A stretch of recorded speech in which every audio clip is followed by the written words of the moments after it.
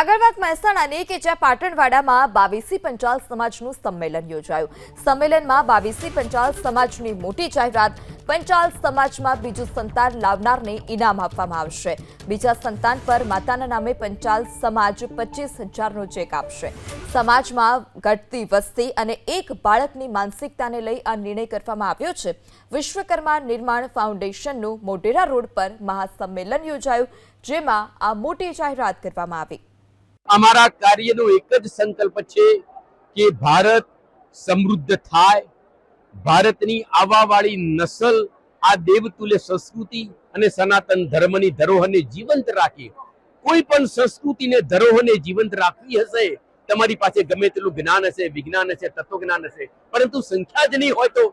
એટલે આનો મૂળ આશય સંખ્યા વધારવાનો છે અને સંયુક્ત કુટુંબો અત્યારે ઘટી રહ્યા છે અને વિભક્ત કુટુંબો વધી રહ્યા છે।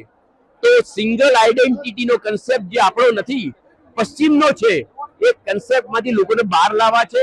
બસ એક ખાસ અમારું મેઇન ફોકસ એક જ છે કે સમાજમાં સભ્ય સંખ્યા ઘટી રહી છે અને દંપતીઓ એક બાળકથી આગળ વધતા નથી, પોતાના કેરિયર અનુલક્ષીને કે મોસક અનુલક્ષીને કે ખર્ચને અનુલક્ષીને। તો એ બાબતમાં આ સંગઠન, અમારું ફાઉન્ડેશન એ લોકોને મોટિવેટ કરે છે અને પોતે દ્વિતીય સંતાન લાવે તો પહેલા બાળકને પણ સુરક્ષા પૂરી પડે અને માતા પિતાને પણ સુરક્ષા પૂરી પડે ભવિષ્યમાં।